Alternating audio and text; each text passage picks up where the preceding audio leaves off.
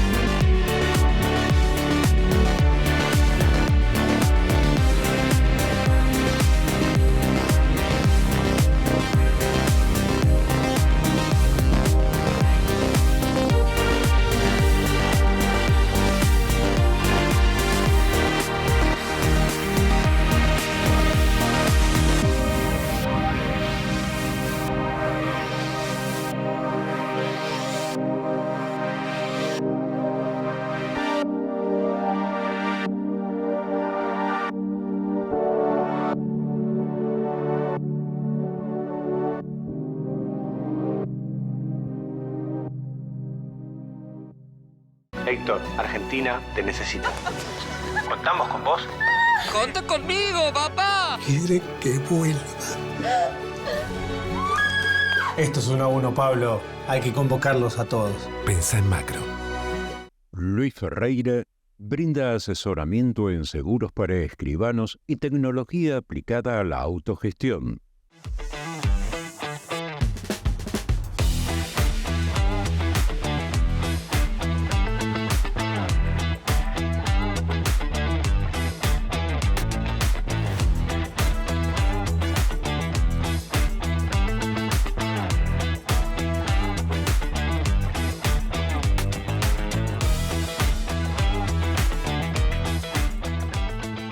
Estamos en el segundo bloque con nuestra invitada de hoy, la doctora María Marta Nieto. ¿Cómo estás, María Marta? ¿Qué tal? Buenas tardes, escribana, ¿cómo le va? ¿Qué tal, escribano? Buenas tardes, bueno, un gusto recibirte, que venís de otra provincia, ¿no? Sí, de lejos, así que, de Chubut. Bueno, pues así que mucho más que contentos que estés en el programa para hablar de un tema que es muy importante, ¿no? Un tema muy importante y vigente.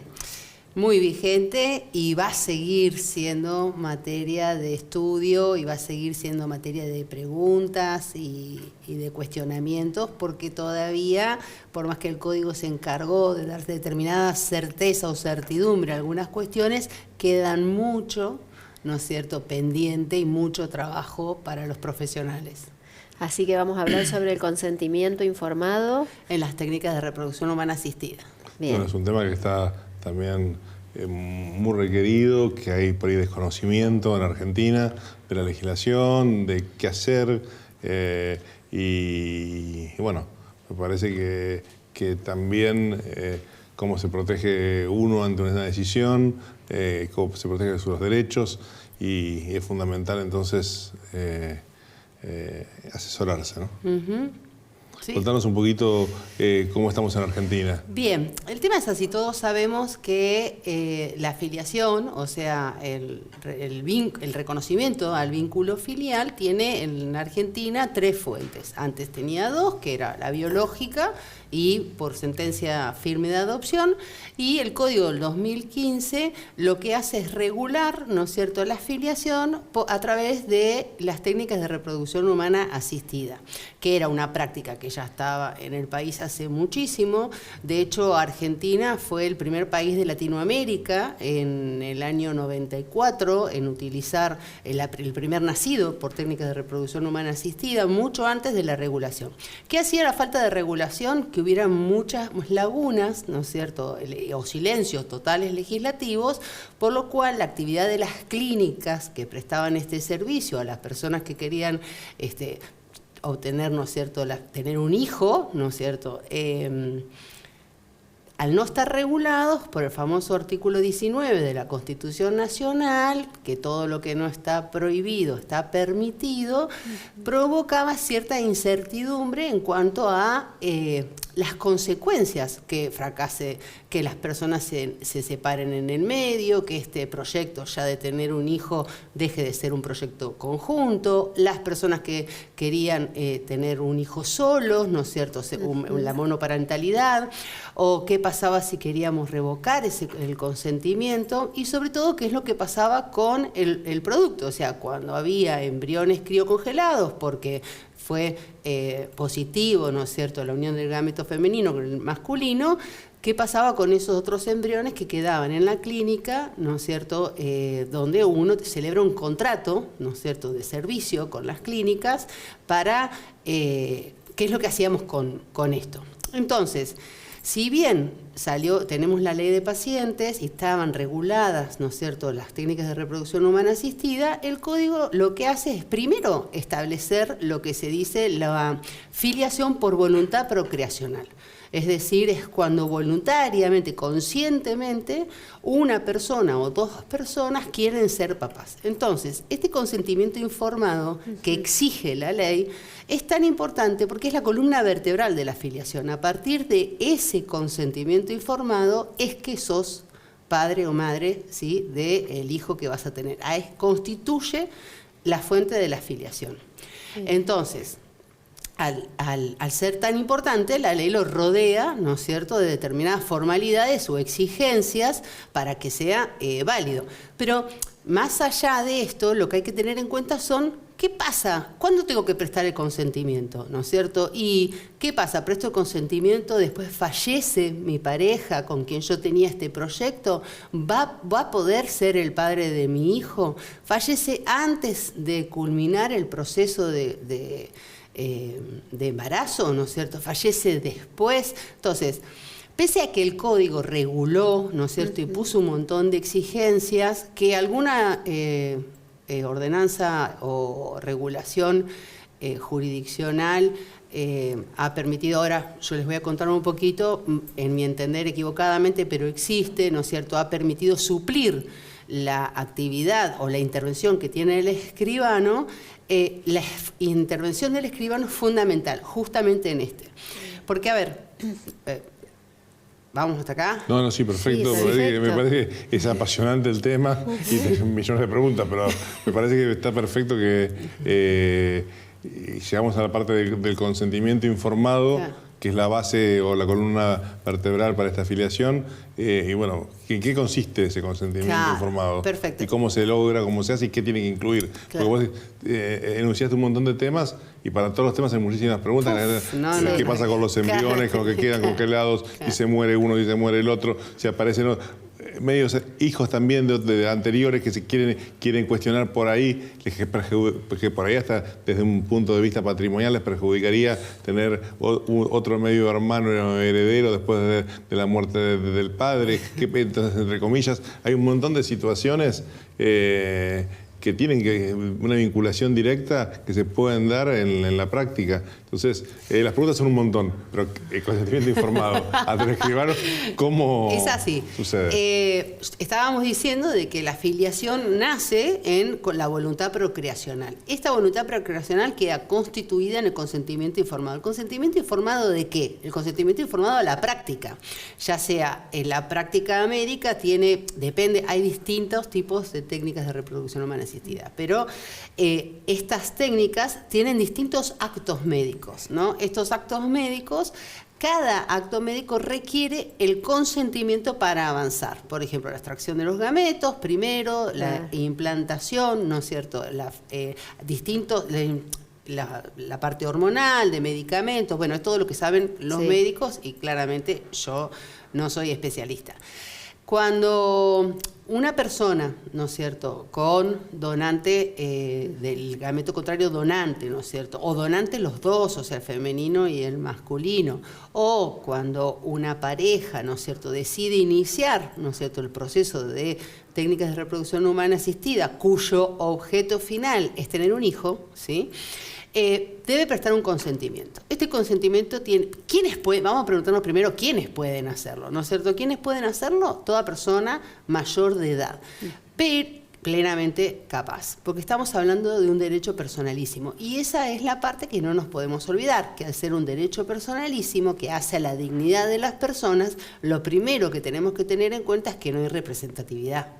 ¿Sí? Es decir, no podría venir un apoyo de una persona que se le haya restringido en el ejercicio de la capacidad de algún derecho o un tutor a prestar este consentimiento. Este consentimiento, en la actualidad, la mayoría se presta en un formulario preimpreso en las clínicas. El consentimiento tiene que justamente informar, ¿no es cierto?, a las personas respecto de todas las probables consecuencias médicas, pero sobre todo las jurídicas, porque como nace una afiliación, hay un vínculo jurídico que va a ser reconocido, tienen que informarse las cuestiones jurídicas.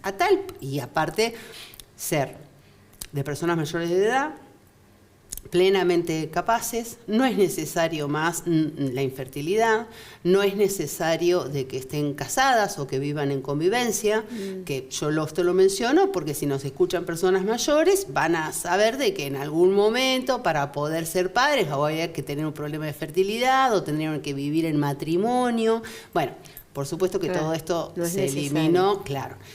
Ahora, respecto de quienes pueden, hay un dato interesante a tener en cuenta, que es que la ley de pacientes, del derecho de los pacientes y la ley que regula las técnicas de reproducción humana asistida expresamente dice de que solamente pueden las personas mayores de edad, es decir, mayores de 18 años, pero sin embargo, la preservación de gametos puede hacerse desde los 13 años, desde que es adolescente, y más desde los 16, y ha habido casos de adolescentes con alguna enfermedad que van a entrar en un tratamiento de quimioterapia o algo por el estilo, donde pueden, por la información médica, antes de iniciar el tratamiento, pueden ver afectada su fertilidad y preservar para cuando sean mayores de 18 años esto.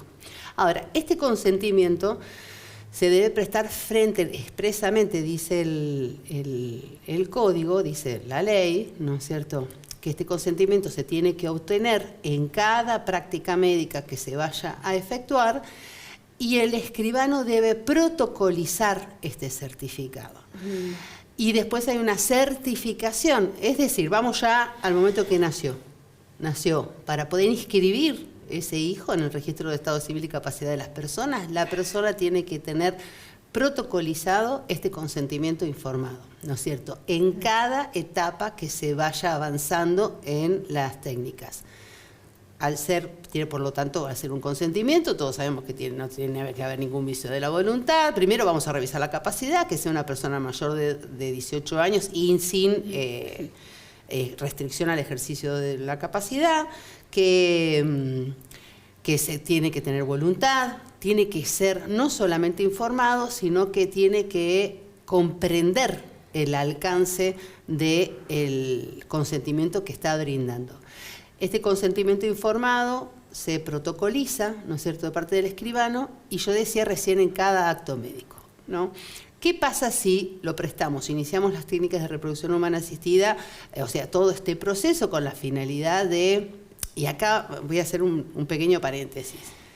No nos olvidemos que la persona que está accediendo a esto está atravesada por un mundo de sensaciones y de ansiedades y demás, porque es su proyecto, ¿no es cierto?, ser progenitor, o sea, tener un hijo, una hija. Entonces, al momento, es la importancia de tomar este consentimiento cuando decimos, bueno, pleno, libre, informado, que comprenda los alcances, la persona usualmente, ¿qué es lo que te dicen? Yo fui firme. Sí, yo sé que me hablaron, pero yo fui firme. Por eso la importancia de parte del escribano que interviene y las autoridades sanitarias también, de los médicos, de la entrevista, la escucha activa, donde uno se dé cuenta de que realmente está comprendiendo de que a partir de que firma esto, empieza todo un proceso que puede retractarse también. ¿Sí? Claro. ¿Por qué? Porque el consentimiento, al tener que prestarse en cada acto médico que se vaya a producir, esto quiere decir que yo también puedo retractarme y revocar el consentimiento que oportunamente otorgué. ¿Siempre lo puedo revocar? No. El consentimiento se puede revocar hasta la implantación del embrión en el útero. Claro. ¿Sí? A partir de ese momento no se puede revocar más el consentimiento, pero hasta antes de esa última práctica sí puede revocarse y tiene que protocolizarse también la revocación del consentimiento, ¿no es cierto?, para que no tenga efectos jurídicos. Eso te iba a preguntar, cada etapa de ese proceso, cada consentimiento que se firma debe ser protocolizado. Sí, o sea que yo etapa. Con cada documento tengo que ir al escribano. Porque este consentimiento, como tiene que brindarse en cada práctica o puede revocarse, ¿qué es lo que dijo la Corte? La Corte abrió su competencia en el agosto del 2024, ¿sí?, fallando en 3 oportunidades, aun cuando no había una cuestión federal, abrió la competencia. ¿Y con qué fundamento?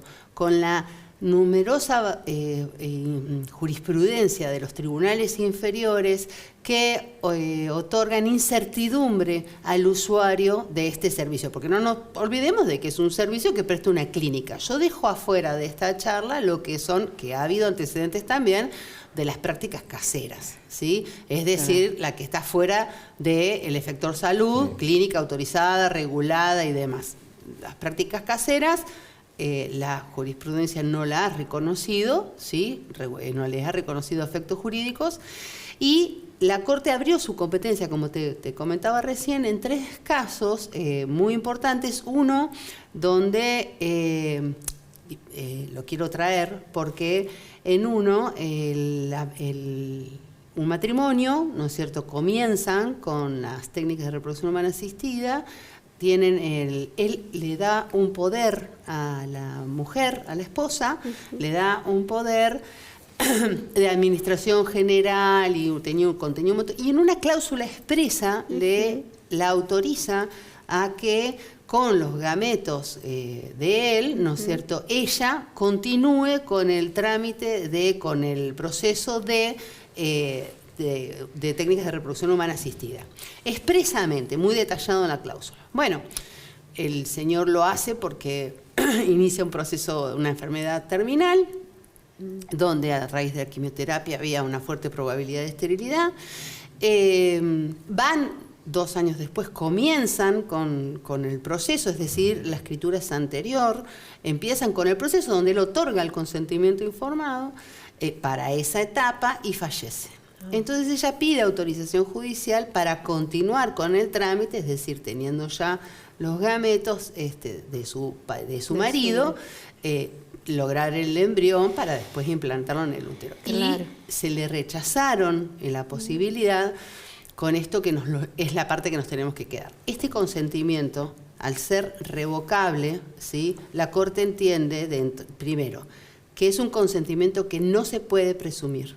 ¿Sí? Claro. No se puede presumir que la persona, aún en este caso que lo dejó por escritura pública, sea su voluntad, ¿no es cierto?, tener un hijo después de muerte. Segundo, no es un consentimiento que se pueda dar anticipadamente. ¿Por qué? Porque tiene que darse en cada momento en que avanzan el proceso de las técnicas de reproducción humana asistida. Por lo tanto, y porque entendió de que al haber fallecido, él perdería la posibilidad de revocarlo si así lo hubiera querido hacer. En un somerísimo, brevísimo análisis, ¿no es cierto?, con un botón de disidencia, pero la Corte resolvió eso. Pero qué importante, porque cuando uno va, por lo general, a las clínicas, te dan toda la documentación para firmar, pero por ahí no te dicen tenés que ir al escribano. Entonces es necesario que la gente sepa que eso es muy importante para después tener la filiación final. ¿Entendí bien? Claro, porque el tema es de que a veces llega directamente, el escribano trabaja con una determinada clínica, ¿no es cierto? Y llegan estos que yo explicaba, que considero en las jornadas de noveles escribanos, creo, de hace unos años, dos escribanas escribieron una ponencia con una propuesta que a mí me pareció muy interesante, que era eliminar la posibilidad del formulario preimpreso, porque muchas veces lo que llega es este formulario preimpreso para la protocolización nada más. Entonces, pareciera como que el asesoramiento, el deber de información y demás queda un poco sesgado, ¿no? Yo no lo voy a generalizar, entiendo de que no es así, claro, pero después se suscitan estas cuestiones que hacen de que sea todo un poco más dudoso, ¿no es cierto?, respecto de cuánto se asesoró o se informó jurídicamente. Yo la parte médica entiendo que en las clínicas se lo deben explicar, pero la parte jurídica... Habías comentado hace un ratito el caso de las menores de edad, el caso de una enfermedad que pueda afectar la esterilidad. Ahí el consentimiento, ¿quién lo presta? Lo presta el menor. El menor. Claro. Perfecto. Entonces, en ese caso, porque lo están viendo el programa y por ahí escucharon esa parte que pasa en el tema de edad, porque generalmente los padres mismos están cerca y también los médicos le comentan esta posibilidad. Claro. Además, conozco casos que se han dado y que se han tomado esas decisiones, por ahí más en conjunto con los médicos, con los padres, porque por el menor de edad, pero bueno, el menor tiene que estar de acuerdo y prestar el consentimiento. A ver, viste que el Código Civil dice que a partir de los 16 años, respecto al cuidado de su propio cuerpo, debe ser considerado como un adulto. O sea, hay una anticipación de mayoría de edad. El tema es de que, excepto lo que digan las disposiciones especiales, bien, para el tratamiento tenés que tener 18 años, pero para esto podés desde antes, ¿no es cierto? Y desde antes, desde el adolescente, desde los 13, podés conservar, ¿no es cierto?, los gametos. Obviamente que el contexto siempre va a ser, primero, para que al adolescente de 14, 13, 14, 15, 16 años se le ocurra esta posibilidad, es porque ha habido una información de parte del médico tratante o del equipo médico y un acompañamiento de los progenitores, o sea, o del adulto responsable en cuanto a esta decisión que está tomando, ¿no? Claro. Es un tema que da para mucho debate porque es un tema que se involucra un montón de situaciones, no solamente las legales, médicas, hasta en lo emocional, física, psíquica, todo. Es mucho más, abarca todos los campos, ¿no? ¿Es así? Sí, bueno. Y lamentablemente el tiempo ha pasado muy rápido y quedamos con muchas preguntas. No, pero siempre se puede volver. Ah, bueno. O te esperamos nuevamente. Te esperamos. Bueno, sí, por supuesto, cuando ande por acá. Bueno, muchas gracias, María Marta. Tenemos un regalo para nuestra invitada. Sí. De Gigot Cosméticos, una empresa argentina que cuenta con planta de elaboración propia en constante crecimiento como vos. Podés sumarte al equipo Gigot llamando al 0810-999-9200. Muchísimas gracias. Bueno, muchas gracias y nos despedimos hasta el próximo programa de Propiedad Privada.